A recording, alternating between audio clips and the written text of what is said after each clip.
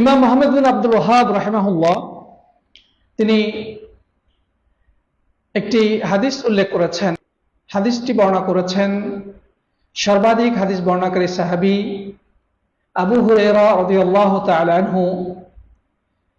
তিনি বলেছেন যে আল্লাহ রাসূল সাল্লাল্লাহু আলাইহি ওয়াসাল্লাম ইরশাদ করেছেন, মান দাআ ইলা হুদা كان له من الأجر مثل أجور من تبعه لا ينقص ذلك من أجورهم شيئا। যে কোনো ব্যক্তি যদি কাউকে হেদায়েতের দিকে ডাকে তাহলে সে ওই পরিমাণ সওয়াব লাভ করবে যেই পরিমাণ সওয়াব লাভ করে একজন মানুষ সে হেদায়েতের প্রতি আমল করার মাধ্যমে বা সেই হেদায়েতকে অনুসরণ করার মাধ্যমে। আপনি একজন মানুষকে হেদায়েতের দিকে ডাকলেন, আল্লাহর দ্বীনের দিকে ডাকলেন, কোরআন সুন্নাহর দিকে আহ্বান করলেন, তাহলে আপনার সওয়াবটা কি? আপনার সওয়াব হচ্ছে যে ব্যক্তি আপনার এই আহ্বান শুনে, আপনার এই ডাক শুনে সে হেদায়েতের পথে আসলো অথবা ওই হেদায়েতকে অনুসরণ করলো, কোরআন সুন্নাহকে অনুসরণ করলো, তো সে এর মাধ্যমে যেই পরিমাণ সওয়াব অর্জন করবে, আপনি তাকে এই পথে আহ্বান করেছিলেন, এই পথে তাকে ডেকেছিলেন, এই কারণে তার সমপরিমাণ সওয়াব আল্লাহ তাআলা আপনার আমলনামায় লিপিবদ্ধ করবেন। সুবহানাল্লাহ। ওমান দাআ ইলা দালালাহ কানা আলাইহি মিনাল ইসম মিসলা আসামি মান তাবিআহু লা ইয়ানকুসু যালিকা মিন আসামিহিম শাইআ। আবার এর বিপরীতে কেউ যদি কাউকে কোনো গুমরাহির দিকে, ভ্রষ্টতার দিকে, হেদায়েতের যেটা বিপরীত, সেই বিপরীত পথে মানুষকে আহ্বান করে, তাহলে সে আহ্বানকারী ওই পরিমাণ গুনাহ অর্জন করবে বা ওই আহ্বানকারীর আমলনামায় ওই পরিমাণ গুনাহ লেখা হবে যে ব্যক্তি ওই খারাপ বা গুমরাহির পথে চলে গুনাহ অর্জন করেছে। সে পাপের পথে পরিচালিত হয়ে যে পরিমাণ পাপ অর্জন করেছে, সে গুমরাহির পথে পরিচালিত হয়ে যতটুকু পাপের ভাগীদার হয়েছে সমপরিমাণ ভাগ পাবে যে ব্যক্তি তাকে এই পথে ডেকেছে বা এই পথ তাকে দেখিয়েছে। প্রিয় সাথী বন্ধুগণ, এটি সহিহ মুসলিমের কিতাবুল ইলমে বর্ণিত হয়েছে। তাহলে আমাদের সামনে দুইটা দিক এখানে উল্লেখ করা হলো যে কেউ যদি কাউকে হেদায়েতের দিকে ডাকে তাহলে তার মর্যাদা কি, আর কেউ যদি কাউকে গোমরাহি বা ভ্রষ্টতার দিকে ডাকে তাহলে তার পরিণতি কি। একজন ঈমানদার ব্যক্তি সে ঈমানের পথ পেয়েছে, এটা আল্লাহ তাআলার সবচেয়ে বড় নিয়ামত তার উপরে। এখন তার দায়িত্ব হচ্ছে নিজে সেই হেদায়েতের উপরে আমল করা, পাশাপাশি অন্যকে এই পথে আহ্বান করা। কোন ব্যক্তি হেদায়েতের পথ খুঁজে পেয়েছে কিন্তু সে তার নিজের ভিতরে সীমাবদ্ধ রেখে দিল, সে অন্যকে এই পথে ডাকলো না, সে অন্যকে এই রাস্তা দেখানোর জন্য কোনো চেষ্টা করল না, সে কিন্তু মুক্তিপ্রাপ্তদের অন্তর্ভুক্ত হতে পারবে না। আল্লাহ সুবহানাহু ওয়া তাআলা সূরা আসরের মধ্যে এই কথা সুস্পষ্ট করে বলে দিয়েছেন। আল্লাহ তাআলা বলছেন যে ওয়াল আসরি ইন্নাল ইনসানা লাফি খুসর। আল্লাহ তাআলা বলছেন আসরের কসম। আসর মানে আলেমগণ দুইটি অর্থ করেছেন, একটি হচ্ছে আসরের যে সময়, সেই সময়টার কসম, কারণ আল্লাহ তাআলা বিভিন্ন সময়ের কসম খেয়েছেন, যেমন রাতের কসম খেয়েছেন, দিনের কসম খেয়েছেন, দোহা মানে অপরাহ্নের কসম খেয়েছেন, এখানে তিনি আসরের কসম খেয়েছেন। আল্লাহ রাব্বুল আলামিন যা খুশি তার কসম খেতে পারেন, এটা তার জন্য শোভনীয়। কোনো কিছু গুরুত্ব বোঝাতে তিনি বিভিন্ন কিছুর কসম খেয়েছেন, যদিও সেটা তার জন্য আবশ্যক ছিল না, কিন্তু তিনি মানুষের কাছে সেই কোনো গুরুত্বপূর্ণ গুরুত্বপূর্ণ বিষয় তুলে ধরার জন্য তিনি এই কসমগুলো খেয়েছেন। আল্লাহ তাআলা এখানে কি বলছেন? ওয়াল আসরি, আসরের কসম, মানে ওই সময়টার কসম। আবার একদল মুফাসসির বলেছেন এখানে আসর বলতে উন্মুক্ত সময়কে বোঝানো হচ্ছে, অর্থাৎ আল্লাহ তাআলা সাধারণভাবে সময়ের কসম খেয়েছেন। আসর একটা অর্থ হচ্ছে যুগ বা সময়, যেমন বলা হয়ে থাকে আল আসরুল হাদিস, মানে আধুনিক যুগ। আসরের দুইটা অর্থে আলেমগণ বলেছেন, একটা হচ্ছে আসরের সময়ের কসম, আর একটা হচ্ছে উন্মুক্তভাবে যুগ বা সময়ের কসম। এরপর আল্লাহ তাআলা কি বলেছেন? ইন্নাল ইনসানা লাফি খুসরিন, নিশ্চয়ই মানুষ ক্ষতিগ্রস্তদের অন্তর্ভুক্ত। মানে মানুষ নিশ্চিতভাবেই ধ্বংসের মুখে ধাবিত হচ্ছে, মানুষ ক্ষতির দিকে ছুটে চলেছে। তার মানেটা হলো জাহান্নামের আগুন। সবচেয়ে বড় ক্ষতি হচ্ছে আখিরাতের ক্ষতি। আর সেটা কোনো ব্যক্তি যদি জান্নাতে প্রবেশ করতে না পারে, কোনো ব্যক্তি যদি জাহান্নামে প্রবেশ করে, তাহলে এর থেকে বড় ধ্বংস, এর থেকে বড় ক্ষতি, এর থেকে বড় বিপর্যয় আর কোনো কিছু হতে পারে না। তো আল্লাহ তাআলা কসম খেয়ে বলেছেন যে প্রত্যেকটি মানুষ সে অবধারিত ধ্বংস এবং ক্ষতির দিকে ছুটে চলেছে, ইল্লাল্লাযীনা আমানু, যারা ঈমান এনেছেন তারা ছাড়া। তাহলে এখানে আল্লাহ তাআলা ধ্বংস থেকে মুক্তি কারা পাবে, এই বিপর্যয় থেকে কারা রক্ষা পাবে, তাদের বৈশিষ্ট্য উল্লেখ করেছেন। এক নম্বর হচ্ছে যারা ঈমান এনেছে। তাহলে এটা হচ্ছে ব্যক্তিগত বিষয়। আপনি ঈমান এনেছেন, আপনি জাহান্নামের আগুন থেকে মুক্তির প্রথম সোপানে পা রেখেছেন, এটা যথেষ্ট নয়। ওয়া আমিলুস সালিহাত, দ্বিতীয় যেই কাজ আল্লাহ তাআলা বলছেন, যারা সৎ আমল করেছে, যারা নেক আমল করেছে, এটি হচ্ছে মুক্তির দ্বিতীয় সোপান, দ্বিতীয় সিঁড়িতে আপনি পা রেখেছেন। আপনি নিজে ঈমান এনেছেন, সৎ আমল করেছেন, এটা মুক্তির জন্য যথেষ্ট নয়। আল্লাহ তাআলা তার পরবর্তী পদক্ষেপ বলে দিয়েছেন কি? ওয়াতাওয়াসাউ বিল হক, যারা হকের দিকে মানুষকে আহ্বান করে, একে অপরকে হকে ওসিয়ত করে। হক বলতে উদ্দেশ্য হচ্ছে দ্বীনুল ইসলাম, মানে দ্বীন ইসলাম। ইসলামটা হচ্ছে হক। আল্লাহর পক্ষ থেকে অবতারিত যে হেদায়েত, সেটি হচ্ছে এই কোরআনের পথ, হেদায়েতের পথ, ইসলামের পথ, নবী রাসূলদের পথ, সাহাবীদের পথ, এটি হচ্ছে আদ-দ্বীনুল হক। আল্লাহ সুবহানাহু ওয়া তাআলা এখানে 3 নম্বর যে পয়েন্টটি বলে সেটা কি? ওয়াতাওয়াসাউ বিল হাক্কি, যারা একে অপরকে হকের দিকে আহ্বান করেছে বা হকের পথে পরিচালিত হওয়ার জন্য ওসিয়ত করেছে। প্রিয় বন্ধুগণ, এর পরবর্তীতে রব্বুল আলামিন যেটা বলেছেন, এটার সাথে অবিসম্ভাবীভাবে জড়িত একটি গুরুত্বপূর্ণ বিষয়, সেটি হচ্ছে সবর। ওয়াতাওয়াসাউ বিস সাবরি, যারা একে অপরকে সবর বা ধৈর্যের উপদেশ দিয়েছে, ধৈর্য ধারণ করার জন্য উৎসাহিত করেছে, ধৈর্যের আহ্বান করেছে। প্রিয় ভাইরা আমার, আল্লাহ সুবহানাহু ওয়া তাআলা এখানে সুস্পষ্টভাবে আমাদের সামনে 4টি কর্মসূচি দিয়েছেন, 4টি সোপান উপস্থাপন করেছেন, যে আমরা যদি একটার পরে একটা এই ধাপগুলো অতিক্রম করতে পারি, তাহলেই কিন্তু আমরা সেই ধ্বংসের হাত থেকে রক্ষা পাবো। আমরা অনেকেই ব্যক্তিগতভাবে সৎ আমল করতে আগ্রহী, মাশাআল্লাহ 5 ওয়াক্ত নামাজ পড়ি, রোজা রাখি, কোরআন তেলাওয়াত করি এবং দিনের কাজে সময় দেই, কিন্তু ওয়াতাওয়াসাউ বিল হাক্কি ওয়াতাওয়াসাউ বিস সাবরি, এই দুটি ক্ষেত্রে কিন্তু আমরা যথেষ্ট অবহেলার পরিচয় দেই। আমরা অন্যকে এই পথে আহ্বান করব, অন্যকে ধৈর্য ধারণ করার জন্য উপদেশ দিব, এই ক্ষেত্রে আমাদের কোতাহি, আমাদের অলসতা, আমাদের অবহেলা সুস্পষ্ট। এটা অধিকাংশ মানুষের মধ্যেই এই জিনিসটি পরিলক্ষিত। কারণ কি জানেন?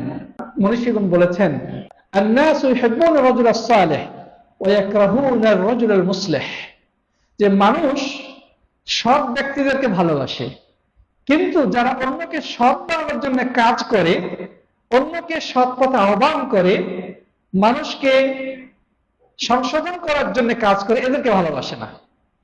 আপনি 5 ওয়াক্ত নামাজ পড়ে রোজা রাখবেন, সৎ পথে চলবেন, আপনাকে সবাই হুজুর হুজুর বলবে, সালাম দিবে, সালাম হুজুর, আমাদের দোয়া করবেন, আমাদের দাওয়াত নিন, কিন্তু আপনি যদি বলবেন যে ভাই আপনার একটু পরিবর্তন হওয়া দরকার, আপনার সুদটা বাদ দেন, এই ঘুষ খাইতেছেন এটা তো হারাম, আপনি দাড়িটা একটু ছেড়ে দেন, টাকুর নিচে প্যান্ট পরতেছেন এটা তো হারাম, ইসলামে নিষিদ্ধ, আপনার পরিবার এটা বেপর্দা চলতেছে, এটাতে কিছু বলেন না কেন, ভাই মসজিদে আসেন, নামাজের সময় হয়ে গেছে, তখন তার মন খারাপ।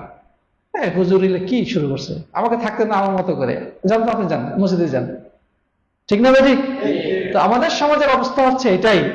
আপনি দেখবেন যে ভালো চলবেন, আপনি অনেকেই সম্মান জানাবে, হুজুর হুজুর করবে, মিষ্টি মুখে কথা বলবে, দাওয়াত দিয়ে খাওয়াবে, কিন্তু তাকে যখন আপনি সংশোধন করতে যাবেন, আপনি তার কাছে কিন্তু খারাপ হয়ে যাবেন।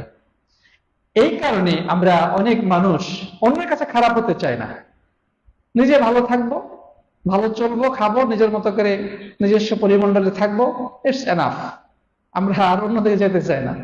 তো সাথী বন্ধু, এই জায়গাতেই আল্লাহ তাআলা এই জন্যই বলে দিয়েছেন যে হকের দিকে দাওয়াত দিতে হবে, কিন্তু পাশাপাশি সবরের যে বিষয়টি এটি ভুলে গেলে চলবে না।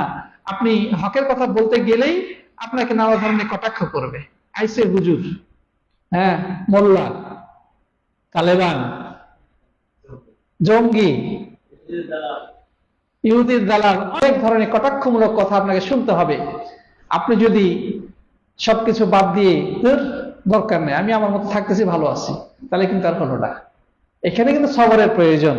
নবী রাসূল যদি দাওয়াতি ময়দানে নেমে যদি ঘুরে বাসায় চলে আসতেন, দাওয়াত হতো? দাওয়াত হতো?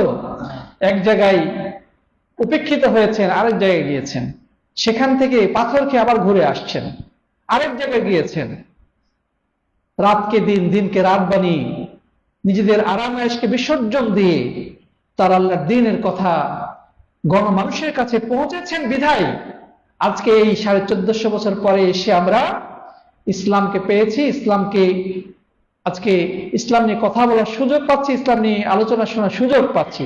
তারা যদি সেটা না করতেন, তারা যদি মাঝপথে থেমে যেতেন, এই অগ্রযাত্রা সেখানে স্তব্ধ হয়ে যেত, সেই আল্লাহ ওয়াহির বাণী সেখানে থেমে যেত। প্রিয় বন্ধুগণ, এই জন্য আল্লাহ নবী সাল্লাল্লাহু আলাইহি ওয়াসাল্লাম আমাদেরকে এই হাদিসের মধ্যে যেটা বললেন, যে ব্যক্তি মানুষকে হেদায়েত থেকে ডাকবে, ডাকাটা গুরুত্বপূর্ণ, সে গ্রহণ করলো কি করলো না এটা গুরুত্বপূর্ণ নয়, আপনি তাকে ডেকেছেন কিনা, তার কাছে আপনি পৌঁছে দিয়েছেন কিনা, এটা কিন্তু গুরুত্বপূর্ণ। আপনি যদি তাকে ডেকে থাকেন, আপনি আপনার দায়িত্ব পালন করেছেন। এখন সে গ্রহণ করবে কি করবে না, এটা আল্লাহ তাআলার পক্ষ থেকে তৌফিক, আল্লাহ তৌফিক দিলে গ্রহণ করবে অথবা করবে না। কিছু কিছু মানুষ আলহামদুলিল্লাহ এমনও পাওয়া গেছে, তাকে সামান্য একটু টাচ দেওয়াই সে চলে আসছে। আবার কিছু মানুষকে আপনি বারবার বলার পরেও, তার কাছে একাধিকবার যাওয়ার পরেও তার মধ্যে কোনো পরিবর্তন হওয়ার কোনো আলামত দেখা যায় না, পরিবর্তন নেই। এটা আল্লাহর পক্ষ থেকে তৌফিক। ওমা আলাইনা ইল্লাল বালাগ, আমার দায়িত্ব হচ্ছে পৌঁছে দেওয়া। কিন্তু মনে রাখতে হবে প্রিয় বন্ধুগণ, সে যদি আপনার এই আহ্বান শুনে হেদায়েতের পথে চলে আসে এবং এই পথে সে নিজের জীবনকে পরিচালিত করতে শুরু করে, তাহলে সে এই যে নামাজ পড়া শুরু করলো, রোজা রাখা শুরু করলো, সে দাঁড়িয়ে রাখলো, তার পরিবারকে পর্দা করাতে শুরু করলো, হালাল হারাম বেঁচে চলতে শুরু করলো, এগুলো করে যে পরিমাণ সে সওয়াব অর্জন করবে, আল্লাহ রাব্বুল আলামিন, আপনি তাকে একটু ডেকেছিলেন, আপনি তাকে পথ দেখিয়েছিলেন, এই কারণে সমপরিমাণ সওয়াব আল্লাহ রাব্বুল আলামিন আপনার আমলনামায় লিপিবদ্ধ করবেন। আল্লাহ। আচ্ছা, এখানে একটা প্রশ্ন, যদি সে আপনার দাওয়াত না শুনে, আপনি তাকে ডাকলেন কিন্তু সে আপনার কথা শুনলো না, আপনি কি সওয়াব পাবেন? পাবেন। আপনি যদি শুধু তাকে ডাকেন, সে শুনলো না, সে প্রত্যাখ্যান করলো, কিন্তু আপনি শুধু ডেকেছেন, এই কারণে আল্লাহ রাব্বুল আলামিন আপনাকে সওয়াব দান করবেন, কারণ এটি হচ্ছে একটি দাওয়াতি কাজ, এটি হচ্ছে একটি ইবাদত।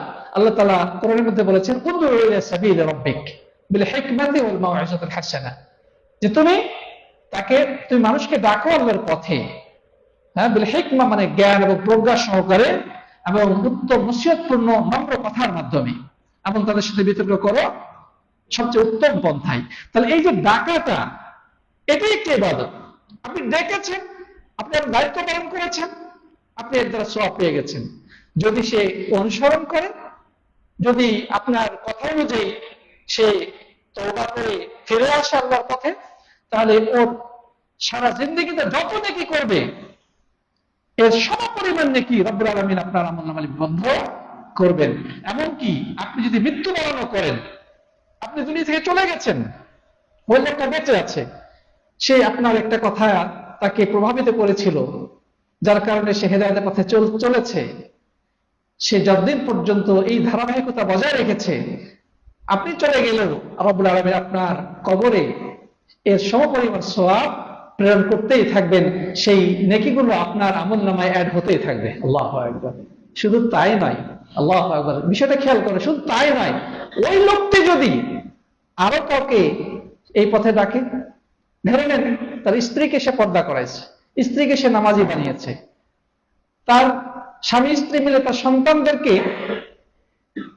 আলেম বানায় ফেলছে, ওই আলেম দ্বারা আবার অনেক কিছু দিনের খেদমত হয়েছে, বই লিখেছে, কোরআন হাদিসে আলোচনা আমার সামনে পেশ করেছে, মসজিদ ইমামতি করেছে, যত কিছু সে করুক না কেন, এর মাধ্যমে এই যে একটা সিলসিলা চালু হয়ে গেল, যত মানুষ এই ধারাবাহিকতায় এই সিলসিলায় বা এই চেইনে যুক্ত হবে, তাদের সমপরিমাণ, প্রত্যেকটি মানুষের সমপরিমাণ নেকি আপনি তাকে প্রথম ইনভাইট করেছিলেন, আপনার আমলনামায় প্রত্যেকের সমপরিমাণ সওয়াব রব্বুল আলামিন লিপিবদ্ধ করবেন।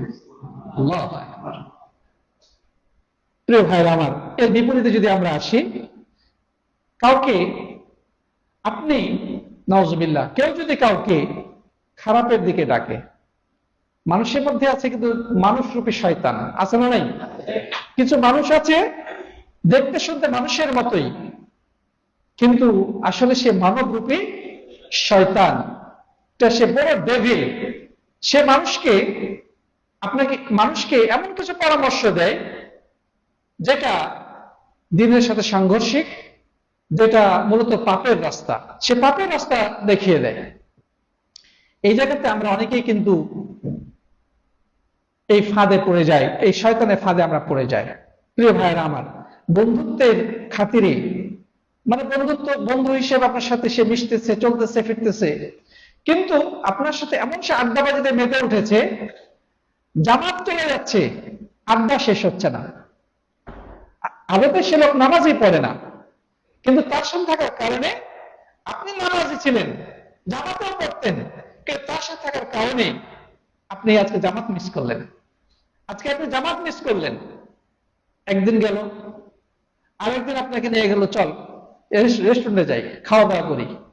ওইখানে বসে খাইতে খাইতে খাইতে দেখা যাচ্ছে যে সময় অতিবাহিত হয়ে গেল, আপনি বাড়িতে ফিরে আসলেন আর নামাজই পড়া হলো না।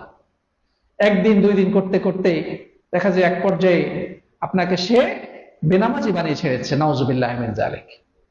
বেনামাজি বানিয়ে ছেড়েছে। আপনার কাছে মোবাইল দেখিয়ে বলবে, এই যে দেখো একটা মোবাইল অ্যাপ আছে, এখানে টিপাটিপি করলে তুমি অনেক পয়সা কামাবা, আছে না নাই? যেখানে মানে জুয়া চলতেছে, তা আপনি বলবেন যে এত কষ্ট করে পরিশ্রম করা কি দরকার, ঘরে বসে বসে মোবাইল টিপবো আর আমার অ্যাকাউন্টে শুধু খালি কয়েন জমা হতেই থাকবে, গোল্ডেন কয়েন আসতেই থাকবে, টাকা জমতেই থাকবে। আপনি আজকে এত টাকা জমাইছেন, আবার আরেক জায়গায় জুয়া খেলে হারিয়ে গেছেন। আচ্ছা, একবার নেন, হাল্লা পরে আবার জিতবো, আবার পরে ডলার দিয়ে নতুন ভাবে আপনাকে কি করে সাবস্ক্রাইব করতে হবে। এইভাবে অনলাইনের বিভিন্ন গেম, বিভিন্ন অ্যাপ আপনার সামনে সে পেশ করবে। বাহ বন্ধু, আপনার সাথে সম্পর্ক রক্ষা করতে, আপনার সাথে বন্ধুত্বের খাতিরে কিন্তু এগুলো আপনাকে বলেছে, আপনি কিন্তু বুঝতেই পারেননি। ধীরে ধীরে ধীরে আপনাকে জুয়ার মধ্যে ডুবিয়ে ছেড়েছে, আপনার সাথে হারাম রিলেশন তৈরি করে ফেলেছেন, এই করতে করতে হারাম রিলেশনে জড়িয়ে পড়েছেন। প্রিয় বন্ধুগণ, তারপরে আচ্ছা চল বাইরে ঘুরতে ঘুরতে, আচ্ছা সিগারেট একটু পাশে বসে খাইতেছে, আরে তুই কি মোল্লা হয়েছ, একটা সিগারেট খালি কি হয়? আরে পুরুষ মানুষ, সিগারেট তো খাইতেই হয়, সিগারেট না খেলে কি আর পুরুষ হওয়া যায় নাকি? না, আমি সিগারেট খাই না। আরে তোর খাতো একটা, দেখলো যে একটা সিগারেট তাকে ধরাই দিল, আস্তে আস্তে টান দেয়, সিগারেট একটা খাইলেন, এক পর্যায়ে তারপরে দেখা যাবে যে অন্য জগতে এখন নিয়ে যাচ্ছে ধীরে ধীরে। তাহলে আরবিতে একটা কথা বলে, আস-সাহিবু সাহেব, যে বন্ধু হচ্ছে আরেকজনকে টেনে নিয়ে যায়, একজন সঙ্গে আরেকজনকে তার সাথে টেনে নিয়ে যায়।